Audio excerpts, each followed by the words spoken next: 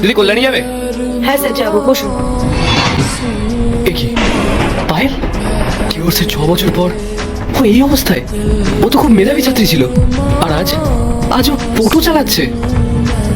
কি হলো স্যার, দাঁড়িয়ে আছেন কেন? বসুন। হ্যাঁ আচ্ছা, যদি আপনি কিছু মনে না করেন তাহলে আমি আপনাকে একটা কথা জিজ্ঞাসা করতে পারি? আসলে আমি আপনার স্বামীকে চিনি, আমরা খুব ভালো বন্ধু ছিলাম। আমি 2-3 বার আপনাদের বাড়িতেও গেছি, কিন্তু কি স্যার? কিন্তু ও তো আমায় বলেছিল যে আপনি পড়াশোনায় খুব ভালো ছিলেন। তাহলে আজ আপনার এই অবস্থা হলো কেন? ছাড়ুন না স্যার সেসব কথা। আজ আমার কপালে যেটা লেখা আছে সেটাই হয়তো আমার সাথে হচ্ছে। ছাড়ুন, আপনি বসুন, আমি পৌঁছে দিচ্ছি। স্যার, যেদিন আমি আমার স্বামীকে ডিভোর্স দিয়েছি সেদিনের পর থেকেই আমার খারাপ সময় শুরু হয়েছে।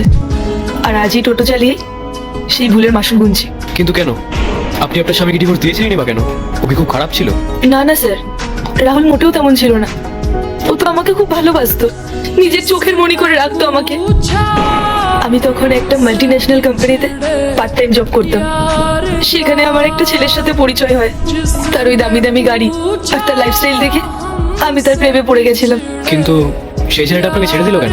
জানেন, যতদিন আমার চাকরিটা ছিল ঠিক ততদিনই ও আমার সাথে ছিল। যখন আমার চাকরিটা চলে গেল আর আমি আর্থিক সংকটে পড়লাম, তখন ও অন্য একটা মেয়ের সাথে সম্পর্কে জড়ালো আর আমায় ছেড়ে চলে গেল। সব হারিয়ে যখন নিজের ভুলটা বুঝলেন তখন একটাবারও নিজের স্বামীর কাছে ফিরে যাওয়ার কথা চিন্তা করেননি? না স্যার, ক্ষমা চাওয়ার মুখ কি আর আমার আছে? আচ্ছা, ধরুন হঠাৎ যদি কোনোদিন আপনার রাহুলের সাথে দেখা হয়ে যায়, তখন আপনি কি করবেন? বন্ধুরা, তুমি ভিডিওটি কোথা থেকে দেখছো? বাংলাদেশ থেকে না ইন্ডিয়া থেকে? তুমি যদি ইন্ডিয়া থেকে ভিডিওটি দেখো, একটি লাইক একটি সাবস্ক্রাইব করে দিও। আর বাংলাদেশ থেকে দেখলে লাইক সাবস্ক্রাইব দুইটাই করে দিও। আর কমেন্টে তোমার দেশের পতাকাটি লিখে যাও। তবে যদি কোনোদিনও ভাগ্যক্রমে আমি ওর সামনে গিয়ে দাঁড়াতে পারি, তাহলে আমি ওর পা দুটো ধরে ওর কাছে ক্ষমা চাইবো। না পায়েল, মানুষের ঘৃণা কখনো কখনো অভিমানে বদলে যায়, রাহুল তুমি? আর সে অভিমান থেকেও মাঝে মাঝে ভালোবাসার জন্ম নিতে পারে।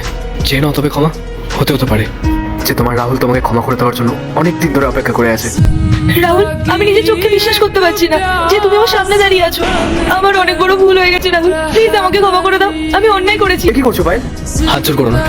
তুমি যে তোমার ভুলটা বুঝতে পেরেছো, এটাই আমার কাছে অনেক বড় পাওয়া।